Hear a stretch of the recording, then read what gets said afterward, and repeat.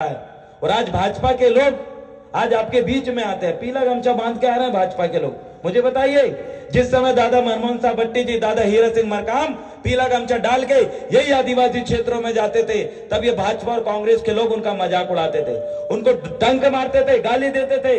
लेकिन आज ये वोट के लेने के लिए पीला गमछा डाल के आज इनका भाजपा का प्रत्याशी, देख लीजिए सोशल मीडिया में और पेपरों में फोटो छप रही है, ये पीला गमछा सर में बांध के निकल रहे हैं। इनको डर है, इनको डर है गुणवाना का। कहीं ये 26 साल का लड़का, कहीं ये किसान का लड़का, मजदूर का लड़का, एक आदिवासी का बच्चा कहीं ये सांसद ना बन जाए, ये भाजपा कांग्रेस के लोगों को डर है। लेकिन ये डर बना रहना चाहिए, क्योंकि अब हर गरीब आदिवासी, हर गरीब का बच्चा, हर पिछड़ा का बच्चा, जिसका परिवार संपन्न नहीं है, जिनके लोगों के पास बड़ी पॉलिटिकल पावर नहीं है, वो बच्चा भी राजनीति में आएगा, वो बच्चा भी सांसद बनेगा, विधायक बनेगा, इनकी गुलामी नहीं करेगा। इन्होंने क्या किया? इन्होंने कमलेश साह उइके, चाहे आपके नीलेश उइके, इनको कांग्रेस पार्टी में लिया, इनको काम करने दिया। आज नीलेश उइके जी जब गांव गांव जाते हैं तो सिर्फ नाचते हैं, ढोलक बजाने का काम करते हैं। पूछे नीलेश उइके जी से कि जब गांव में आप जाते हो तो अपने परिवार रिश्तेदारों में देखो, अभी भी काले खपरा वाले मकान, उनकी बिल्डिंग क्यों नहीं बनी?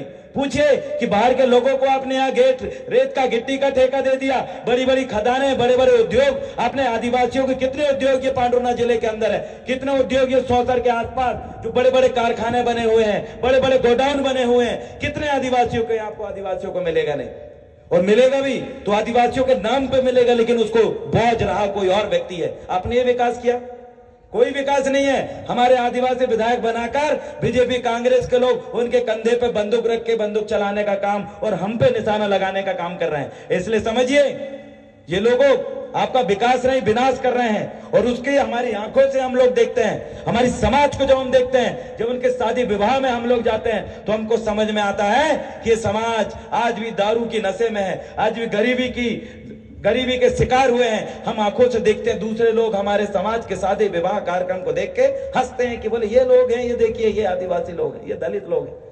हमारा विधायक है 3 यहाँ पर, हमारा राज्यपाल यहाँ पर बना हुआ है, देश की राष्ट्रपति आदिवासी है, उसके बाद भी आदिवासी बच्चियों के साथ अगर बलात्कार हो रहा हो, उसके समाज के लोग न्याय के लिए कोर्ट कचहरी और थाने के चक्कर लगा रहा हो, उसके समाज के लोगों की जमीन अवैध रूप से कोई भी कब्जा कर ले रहा हो, तो किस काम के राष्ट्रपति, किस काम का राज्यपाल, किस काम के 3 विधायक?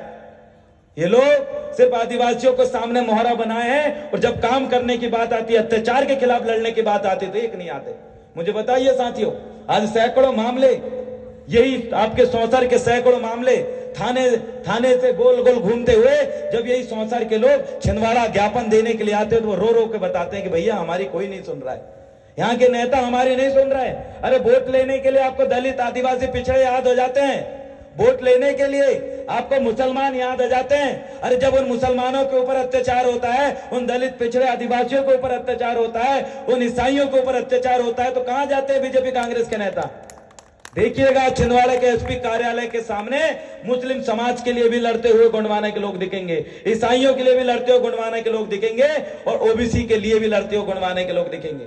आरक्षण एसटी, एससी और ओबीसी को मिला है, लेकिन मुझे बताइए, शिक्षा में आरक्षण ओबीसी और सभी वर्ग ले रहे हैं, एसटी, एससी, ओबीसी शिक्षा में ले रहे हैं, नौकरी में ले रहे हैं, प्रमोशन में आरक्षण ले रहा है। 3 प्रकार के आरक्षण ओबीसी को बकायदा मिलता है, जो ओबीसी वर्ग से आता है। लेकिन उन ओबीसी वर्गों के भाइयों से मैं पूछना चाहता हूं, जो आज बीजेपी और कांग्रेस के झंडे डंडे उठाने का काम कर रहा है, बैनर उठाने का काम कर रहा है, उन पिछड़े वर्ग के लोगों से पूछना चाहता हूं, मुझे बताइए, आपको शिक्षा में आरक्षण मिल गया, नौकरी में आरक्षण मिल गया, प्रमोशन में आरक्षण मिल गया, लेकिन आपको राजनीति में आरक्षण अभी तक क्यों नहीं मिला? पूछता हूं मैं उन पिछड़े वर्ग के लोगों से। आज एससी के लिए 85 सीट रिजर्व है, एसटी आदिवासियों के लिए पांडुरना, अमरवाड़ा और जुन्नारदेव सीट रिजर्व है, जहां से आदिवासी विधानसभा चुनाव लड़ सकता है। लेकिन मुझे एक सीट बता दीजिए पूरे मध्य प्रदेश के अंदर जहां पिछड़ों के लिए रिजर्व हो। क्यों? अरे मेरे पिछड़े भाइयों, आप इस देश में सबसे ज्यादा आबादी में हो, आदिवासियों से ज्यादा आबादी आपकी है, उन ओबीसी पिछड़े वर्ग के लोगों की, लेकिन ये लोग बीजेपी और कांग्रेस के झंडे बैनर उठा लेंगे, चापलूसी कर लेंगे, लेकिन कभी पिछड़े वर्ग के लोग इन बीजेपी और कांग्रेस के लोगों की आंख में आंख डाल के कभी नहीं पूछते कि बताओ हमारा राजनीतिक आरक्षण कहां गया, कहां दिए हमको, कहां रिजर्व सीट मिली है। पूछिए ओबीसी वर्ग से लोगों से कि आपकी सुप्रीम कोर्ट में कितने जज बैठे हैं। पूछिए ओबीसी के वर्ग के लोगों से कितने आईएएस आईपीएस आपके बच्चे बन पा रहे हैं। अरे चंद मुट्ठी भर लोग, जो 10% लोग जिन्होंने बाबा साहब अंबेडकर को भी जो संसद भवन के अंदर, विधानसभा के अंदर नहीं घुसने दिया, जिनने महात्मा फूले को, ज्योतिबा फूले को गोबर फेंक के मारा क्योंकि वो पढ़ाने के लिए, महिलाओं के शिक्षा के लिए लड़ रही थी, वही मानसिकता के लोग आज कोर्ट में बैठे हुए हैं, वही मानसिकता के लोग आज विधायक सांसद बन रहे हैं। आप ओबीसी भाइयों का पूरा आरक्षण उन्होंने खा गया, उनकी हिस्सेदारी उन्होंने खा गया। ये लोग जो आरक्षण के विरोध करते हैं उनसे पूछिए कि क्या तुम्हारे पास 1950 के पहले का रिकॉर्ड है? इस मध्य प्रदेश के निवासियों, इस पांडुरना, इस सौंसर के निवासी होने का रिकॉर्ड है? इनके पास कोई रिकॉर्ड नहीं है। आपके पास है, दलित के पास, आदिवासी के पास है, पिछड़े के पास है। आपके पास इसलिए रिकॉर्ड है क्योंकि आप यहीं के मूल निवासी हो। आपके बाप दादा कई जन्मों से, कई सदियों से यहीं रहे हैं, इसीलिए आपको हिस्सेदारी दी गई है। आरक्षण कोई भीख नहीं है, आरक्षण कोई आपको भीख में मिलने वाला अधिकार नहीं है। अरे आरक्षण आपकी हिस्सेदारी है, यहाँ के मूल निवासी होने की वजह से आपको मिला है आरक्षण। लेकिन आज वही ओबीसी वर्ग के लोग, जो बीजेपी कांग्रेस के लोग आरक्षण का विरोध करते हो, उनके पीछे जिंदाबाद के नारा लगाते हो। शर्म करिए आप। बाबा साहब अंबेडकर ने और हमारे तमाम महापुरुषों ने अरे अपने बच्चों को कुर्बान कर दिया, अपनी उम्र कुर्बान कर दिया, पूरी खानदान कुर्बान कर दिया। उन्होंने अपने बारे में नहीं सोचा, दलित पिछड़े आदिवासियों के बारे में सोचा। और आज वही दलित पिछड़े आदिवासी उन लोगों का नारा लगाते हैं, उन लोगों की जय जयकार कर रहे हैं जो तुम्हारे आरक्षण, तुम्हारे एट्रोसिटी एक्ट को खत्म करने की बात करते हैं। शर्म करिए आप। पहचानिए अपने दुश्मन को, पहचानिए दुश्मन को कि कौन लोग हैं। आपके इन अधिकारों के खातिर पूरे महापुरुषों ने अपनी बलि दे दी और आप उन अधिकारों को सुरक्षित नहीं रख पाते और अपने दुश्मन के साथ खड़े होकर बोलते हैं आरक्षण मुर्दाबाद, एसटी-एससी एक्ट खत्म करो।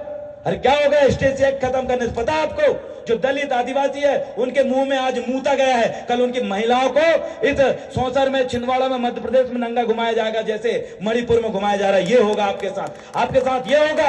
एसटी-एससी एक्ट अगर खत्म हो जाएगा तो आपके लोगों को कहीं पर भी कोई भी थप्पड़ मार देगा। 2 वक्त का काम तो करवाएंगे, 4 जूते भी मारेंगे और तुमको करेंगे। ये होगा आपके साथ। अरे अनुसूचित जाति, अनुसूचित जनजाति अत्याचार निवारण कानून अगर खत्म हो गया तो आज आपको कोई बोलता है ये गौंड गमार है, कोई बोलता है ये चोर चमार है, हमें गाली दी जाती है। हम उसी गौंड समाज से आते हैं जिस गौंड समाज को कुछ लोग इतनी नीच मानसिकता से देखते हैं और बोलते हैं कि गौंड गमार लोग हैं। उनको आज बताना चाहते हैं, बताओ आज से गमार दिखते हैं हम आपको।